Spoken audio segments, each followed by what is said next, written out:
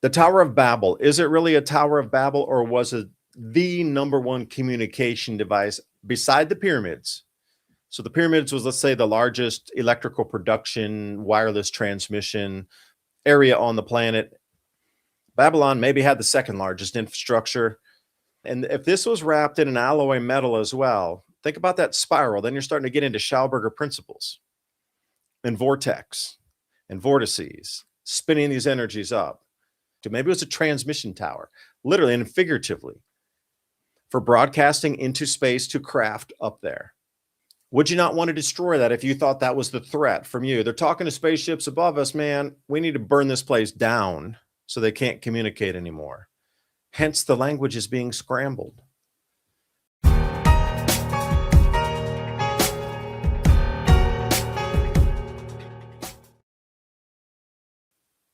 The Great Pyramid of Giza is located at the geographical center of all land masses on Earth. You know, I've seen that too. So if there was a geophysical pole shift, not just geomagnetic, it would be the turn point. But then again, the wash, I've seen some stuff about like waves and wave erosion on the top, way higher up there too. So that must have been one mad wave that came around the planet. Even though it retained, like when it went, it still sent water sloshing everywhere. So if that's the case, then what you consider the mountains being, that's the safe spot. Maybe it's not. Maybe it's all over. Easter Island, more around. The chance of walking from a pyramid and randomly crossing Easter Island, be like, no, you can't walk. Unless the ocean levels were lower. Where is that one city that's up at 11,000 feet that used to be on the coast and got uplifted 11,000 feet in the air? Is it Cusco? It might be. Vast changes. So think about what a change that would be if land masses and water would move. You'd be able to actually walk to a place that was thousands of feet underwater before. All right, well, I want to go back onto this map because it is showing 4 land masses. Now, if you look at the 7 o'clock position, that is Greenland. So what is that coming off of there? And you know, there's another island off of Greenland too. It shows like Greenland has cracked off versus what we see today, where that's covered in ice and it looks like one contiguous piece. But who would know that Greenland looked like that under the ice? That's like an Antarctic map where they have Antarctica ice free. Well, they have maps of Greenland ice free. Put those two together. Now you're starting to see the picture, and we got these land masses here. So that rock in the middle is the North Pole, but on Null School, you'll see where there's still a wind vortex around that.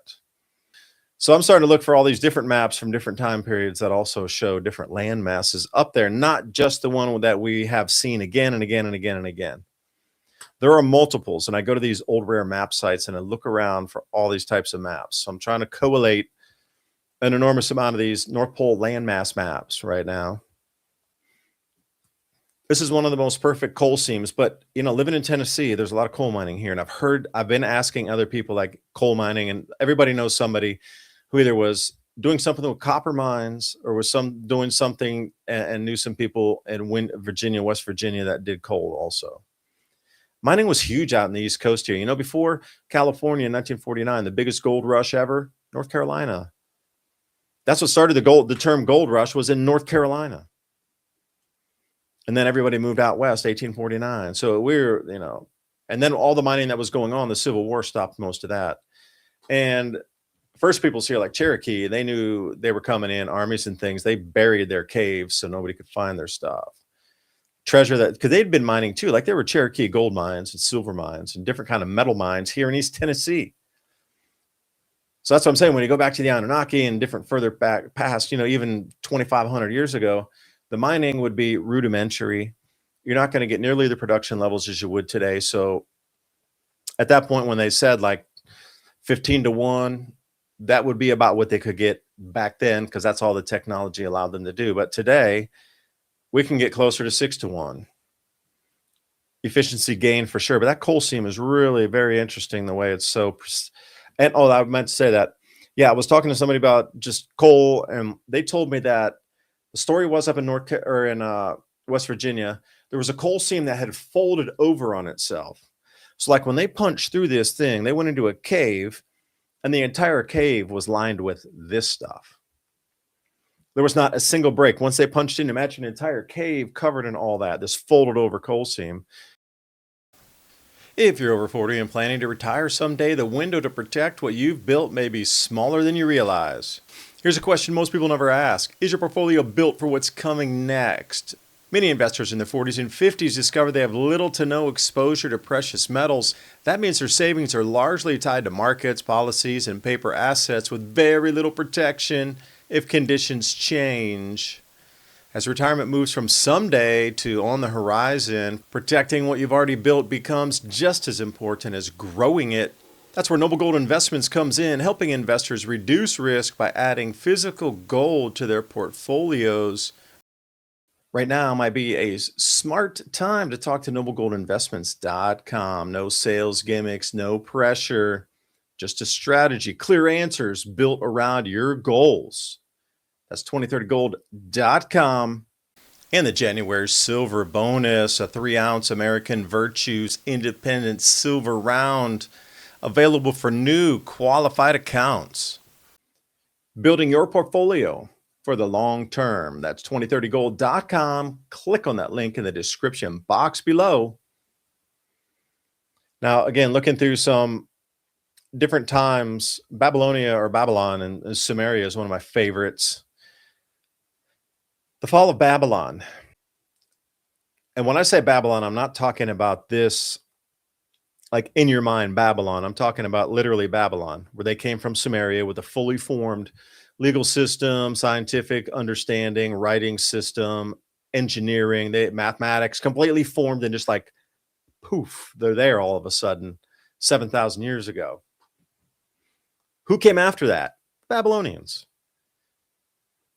That whole area, all there was desert, or excuse me, that's desert now, was forests and grasslands and just rained every year there. Incredible. Savanna grasslands. All right, so this is 1569. So put the timestamp on it. Kind of renders it. I see an enormous amount of what you would consider those obelisks right there too. Like look at it in a different format. I don't know if you can see my mouse, but that does not look like a cathedral spiral to me anymore. It looks like if it was also covered in metal, some sort of alloy, that it could transmit electricity or receive it. I'm looking at obelisks all across the city here. But again, you know, when you're looking at this thing is falling, okay, is that some sort of plasma coming down from the sun that's burning this city? Rock doesn't burn like that. I'm just saying, rock does, it melts, but it doesn't burn like that. So is this a representation of, I mean, not a micronova, but like an X45 or an X50 solar flare? Because there's a lot of depictions of some massive events that had happened about 2,000 years ago. Now, what if this was passed down as a story for 1,500 years? It's still a story passed down today, 2,000 years. So if Babylonia is destroyed or Babylon's destroyed in terms of like thinking about it from a biblical standpoint, the cherubim are up there. The Tower of Babel, is it really a Tower of Babel, or was it the #1 communication device beside the pyramids? So the pyramids was, let's say, the largest electrical production, wireless transmission area on the planet in terms of its infrastructure. It's the largest one on the planet. Think about the largest hydroelectric dam in China, for example, Three Gorges Dam. It's the largest one. Okay, think about the pyramids as that. It's the largest one. Babylon maybe had the second largest infrastructure. You think they would be related since they were coming from each other. Pyramids had already been there thousands of years. They were not built in that 4,000-year period. They were already there. So if Babylon, and if this was wrapped in an alloy metal as well, think about that spiral. Then you're starting to get into Schauberger principles and vortex and vortices, spinning these energies up. Was that power plant was in Egypt? It connected it with this one. That vortice is going up out of the atmosphere to connect with something up in space to talk to. Maybe it was a transmission tower, literally and figuratively, for broadcasting into space to craft up there. Would you not want to destroy that if you thought that was the threat from you? They're talking to spaceships above us, man. We need to burn this place down so they can't communicate anymore. Hence, the language is being scrambled. because that's what I'm seeing there. I'm seeing a power plant that's a very radio and very radio-esque, if you will. And if that is channeling upward, that is definitely communicating with a vessel somewhere. Maybe it's the aerial blimps and the zeppelins that we're seeing. Maybe it's not in space. Maybe it's just in our own atmosphere, 15,000 feet up, 10,000 feet up. The blimps of the old, I don't know, history's murky, but whatever it is, that's showing you destruction of something. I'm saying it's plasma ripping off the sun on a super mega like 55, 80 X flare, something like this. Regional, as it was during the daylight hours, that actual plasma just ripped down and burned everything, including melted stone. Because if you go to Scotland and start there, all the way over into what's E.S.T today, you see melted buildings everywhere. So maybe that was the start point of this particular, they are showing you this particular plasma touching earth, melting stone event. It started in Scotland. That side, because we don't have this melted stuff across America too much. Comparatively, what Scotland's like in your face everywhere. It started there, burn pattern, and all the way around Babylon. That's only in the Middle East. So that would only be what, 3 hours of time on a rotation, 3 to 4 hours as the sun's moving. So if the sun was moving and they were in the daylight during that time, that plasma would have just burned them to a crisp and melted those buildings. So maybe that was the actual destruction. Maybe they had the communication devices still radio. These things are glinting and gleaming, color covered in alloy metal sheeting, and then they get this massive solar flare that comes in and burns it all down. I mean, explain that in a storyline to me here, because here is the exact same image from a different artiste. But what's so interesting is, look how gargantuan the columns are there. My gosh. And these look at the trees there themselves, these flat, like Japanese sculpted trees, bonsais, but on mega scale. If you're looking at plasma released from the sun coming down and burning this is actually physical particles from the sun touching our planet, because like I say, it was just tremendous X flare, X100 maybe. What do you see there? The same exact thing. There's just some tremendous, tremendous event. And again, the prospect of it being a vortex sending energy upward, it would also, if it were energized before it got destroyed, maybe that's what it did to the weather. And those cloud patterns got, in that energized flow as well. After their tech broke, they couldn't control that anymore. The size to construct something like this it just doesn't make sense. I mean, we wouldn't even design a city with it. You'd be like, dude, that's going to take 100 years to build that thing. No way. Just throw up some glass and aluminum, dude. The columns, and it's the same story. But see, this is the same story of the Hanging Gardens of Babylon. So I'm wondering, and this is 1840. The thing is, it doesn't tell you the exact dates. And, the Tower of Babylon and Tower of Babel, I mean, yeah, it marks a date in time. Is it true, the date that it even was? I'm not sure. Because we see some of these same things here. The Temple of Solomon in Jerusalem. It's the 17th century, so 600-ish AD, and this is Museum Metropolitan of Art. Thank you for allowing me to use this. What do you see? Just giant building in a certain way and fashion, towers and columns, but then this is supposed to be the same place. So like when you look at artist renderings and renditions of places, this also burned. Can you tell me that this place really burned? That's all rock. It just burned to the ground and melted and just turned into dust. Like the only thing that can do that is frequency and like just incredible CMEs and frequency.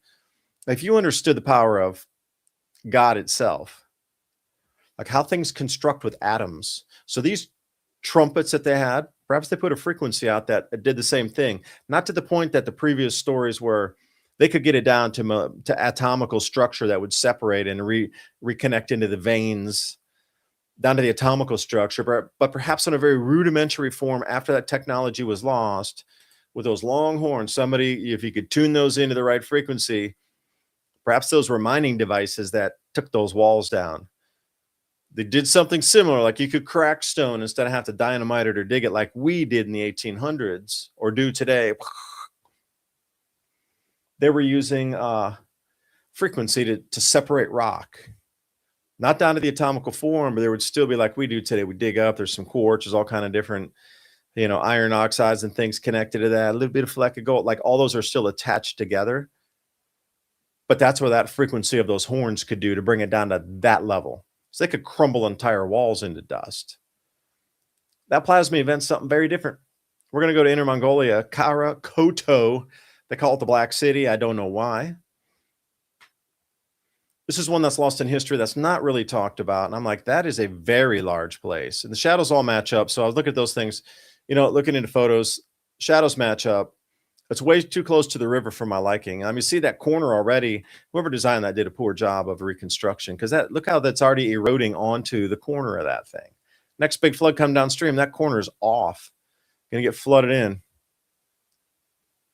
So here's what it looked like before they did all that wildlife reconstruction habitat to make it that pond come to the corner. So this is a disappeared relic in time as well. This is the more modern version of what you're seeing. This is probably 5-7 years before that, when they first were opening this site up to tourists to come in. But notice it's mostly protected in sand, so there's not going to be a lot of erosion on it. But you look around here, almost all that sand's off the wall. You see, like, this one's the newest one. The sand still covers the walls. They haven't excavated and made it all pretty, because even look at that corner there. You can see the erosion from wind. Obviously, it looks like wind erosion there, not water. But over there, that's all totally been resurfaced and totally flat. There's no way. This is a 1,000% reconstructed wall. And the designers, again, put it on the corner. That lake is not there in this one, because that river would be pretty far. You have to, that's a decent amount of space to put between your building and a river, is that and uphill. Because, man, I'm telling you, these floods, they're incredible these days. But this is what it looked like for those who would just say, hey, I hired a guide and take me out there for the day. It's not even open to the public. There's no ticket to get in. There's no fences around it. This is a archaeological site in Mongolia that was there. So this might be the next big place to look for stuff like this, is in Mongolia. Seems to be everywhere.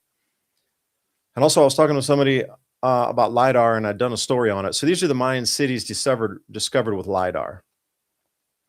Every dot you see on there was a previously unknown city that had been discovered using that technology penetrating through the leaf canopy down. They all existed at one time, and for some reason, they all collapsed at the same time. A mark in time, as a matter of fact. But these are what some of the building foundations looked like. Like, that was all under the canopy, so densely overgrown that nobody knew it was there until now, like just a couple of years back. Look at the pyramids; they're so easy to see. You can't see, like, look at the top of the pyramid too. So that's just a classic Mayan pyramid with that extra resonating tower on it, because it could be mistaken or replaced possibly with an obelisk, because there's a housing in there. It's kind of rounded with the stones. The finishing stones go to the top. It looks like an obelisk could have been plugged in there too. Just saying, that would fit an obelisk at the top. And then what would you have? You would have resonating power going through your areas also that had obelisks that could pick that up, that frequency being transmitted across time and space. Like, that technology had to have been used for 1,000 years after some of these disasters. Like, some people still have to know about this technology and had to have it. It's such a basic working part of the planet. It works on the electrical field. So, I mean, once you understand, here's a goodie. Like, all these roads, you see those column ways going up? I'd hike down something like this going to a place called El Mirador back in 1999. And the guide was like, this guy named Beto. He was out of this town called Carmelita. If y'all going to go up there, there's a road there now. We had to walk up with mules for like 4 days to get into this place. Carmelita was an old grass airstrip, guy named Beto. And he was like, dude, we're going to walk up this causeway. And I was thinking, because I'd causeway, going, this thing was, man, forever, like hours and hours and hours. Walking is gradual. And then you could finally see where it stepped down. But leading up to that, you could see it rising little. And then you finally got to that point where you actually could see the sides of it. That's what this is. And all these things undiscovered in our rainforests. And there's the classical on the right side, the classical. Could you not plug an obelisk into that far right one there? And it would not if these were others that had transmission capability. That's a circuit board. What you're looking at a circuit board. Plug your obelisks in, covered with a metallic substrate or metallic alloy foil of sorts. Plug one on the top of all of those and see what happened there. If there's indeed a large civilization changing event coming in. Continuity of government would say, all right, at the very last minute, like Noah pulling up the ark door, get all the metal off the planet. We need to get it underground in a refined form so we could make things to rebuild society after this event. I would do the same thing. I'd be like, I need every tool that can possibly be manufactured on the planet. I need 20 of those each, and send them downstairs. All of the raw metals on the planet that can be used for manufacturing, box them up, send them downstairs. Solar panels, those are already pre-conformed, perfect rectangles to box up and send them downstairs. Then we look at all the gold and silver happening right now. Yeah, that's where they're trying to get boxed up and sent downstairs, along with all the copper as well. So what's going on with all the metals coming? I really believe that we're right at the cusp of, so 2030 for me is a very significant date, thinking that they kept programming it into our minds like, hey, we told you before, 2030, man. Something huge, huge, huge is going to happen. We're distracting you with like lab-based meats and all this like global warming hype and agenda. We're distracting you with that. The weather changes are real. They're absolutely real. But it's because of the sun. It's not because of the things we told you for 50 years. Didn't want to spook you. Had to give you an excuse so you think you could do something about it. Stop drinking those damn plastic straws. That'll change everything. So I'm trying to construct this idea, this picture. The manufacturing base is not in America. It's just not. It's not in South America. It is to an extent, but it's not like electronics, high-tech electronics. That's all over in Asia. All of the high-tech electronics need silver to produce their products. The AI data centers, which are being heavily rolled out across the planet in unison through all of those intertwining AI companies, right? They're the data center builders, implementers. They all need silver for that, and gold and copper. The amount we need here in America is, I wouldn't say zilch, but man, like probably 95% less or more than they would need in Asia for manufacturing. On the monetary side, we need it more than anybody because we need the monetary metals to really keep our currency stable. Otherwise, we're going to run into something Weimar Republic-ish. Choose your chapter of history. I brought you another map. It was a Grand Tartary map. I think it was 1713, Le Grand Tartary Souvient, Les Nouveaux Observations. And I would ask you to go from left or west above the Mer Noire, the Black Sea, and the Mer Caspienne, right above that, Tartaria, across there.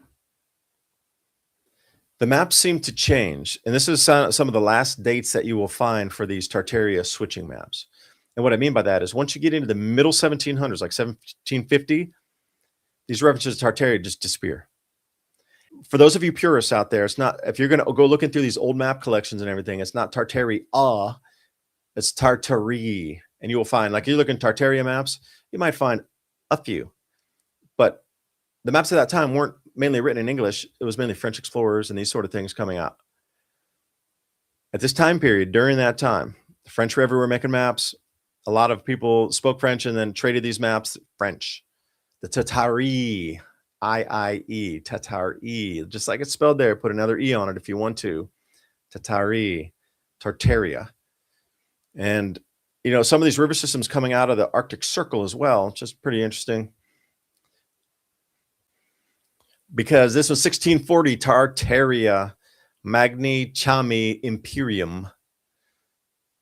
So this one, if you look up at the top there, Oceanus Tartaricus, meaning the ocean of Tartaria, and they used to call it the Tartarian Ocean. Let me zoom that in for you. Maps below to take a look at what you want to see with that. So I've been looking through a lot of these images, and I thought, you know, they're pretty, you know, telling across time that we've had the same knowledge just passed down to us in different forms that replicates the same understanding of time moving at 2,000 years at a time across a greater cycle. And then those subsequently, they had to have known the Ice Age cycle was just a coupling for the great years. So if you're going back millions of years in time on some of these ice cores, our Earth continually gets a little cooler, a little cooler. It's always locked in ice for 90,000 years. We're here at the 10,000 year period. If you knew, now don't, sometimes the peer reviewed research has showed that ice ages of onset as quickly as 10 to 15 years, like full onset, all the way up to 1,000 years. So what if you knew in the cycle, it wasn't always 1,000 years, it's not going to be a 10-year period. What if it's going to be like a 40-year, 50-year period? And now we're getting close to that point where it's going to be so noticeable that I wouldn't say ice age conditions, but deep grand solar minimum conditions are going to start now. And if those farmers don't have the financing to come out and plant, if there's no financing for them, there will be no food. But was there going to be no food because of the inclement weather? And then they can say, well, it was a bit of both. You global warming people, the weather's changing so much. We didn't grow as many crops. The economy wasn't working, so we couldn't finance the farmers this year. How much will your silver be worth, though? And can you even buy food? There's a lot of stories about you're not going to be able to buy food. Even if you had gold or silver, you're going to throw it in the street and curse it, as I've heard it spoken in a couple biblical verses before. So even at that point, they're already talking about gold and silver. So the Bible itself already says there's some other cycle that goes within this gold and silver being used again and breaking through the darkness. I think, the battle of good and evil, like this evil conscience can't stay much longer. I think really, I intuitively feel using physical metals again is part of breaking this taboo, because if everybody is harnessing metals that allow you as a frequency harnesser or a frequency resonator yourself, when you hold these metals in your hands, to transmit out a little bit. And as an electrical connector, it's incredible, but also as a heat conductor, incredible as well. Like the thermal conductivity of silver is just outrageous as well. So it's got a dual purpose, thermal and electrical both. I know somebody know Cliff High. I personally like the guy. I think he's got a lot of really quality information, especially how intuitive it was to use all the websites, crawl through like 300 million websites a day to get like a static average of the words people are using, and then crawl through it again like another week later and see what words had changed that people are normally using, and then crawl through a month later and see what had changed previously in the last 30 days, and then do it at 60 days and then 90-day runs or 6-month runs. Like what's the words people are using in everyday typing, chatting changed over 6 months on 300 million websites. Write the code for that. That's what he did. But I do remember him talking and saying specifically, shout out Cliff, that silver was going to go $1 a day. And that was the beginning of the contagion, the beginning of the wake up for most people that, man, everything on the planet just seems it's off. Something's wrong. We're being totally taken advantage of, and there's just going to be a great awakening. In terms of people's just awareness of what's going on, it's going to get really weird enough where people are just going to stand back and go, I don't understand this. It's just too weird. During that time of the whole like human psyche perception of what is reality in front of them changes for like a huge amount of normal people, like the normie consciousness all just swings and opens at the same time. All the financial stuff's going to be going too. So those dual layers. And he was saying, when that begins to happen, when that starts, silver was going to go up $1 a day. And at some point, it's going to go up $2 a day. And then after that, it goes to $5 a day. And he was very clean. Don't sell it at that point. Just hold on. Because one day in the future, and very shortly, within a couple of weeks, when you wake up, it'll have gone up $100 in one day. Just passing the information along. Thank you for watching tonight. Hope you got something out of the video. Please share with your friends and family, and check out Kelly Kettle, where a very small amount of wood can boil and purify your water for any of you trekkers and hikers out there. I'll leave those links in the description box below. We'll see you next time. Bye for now.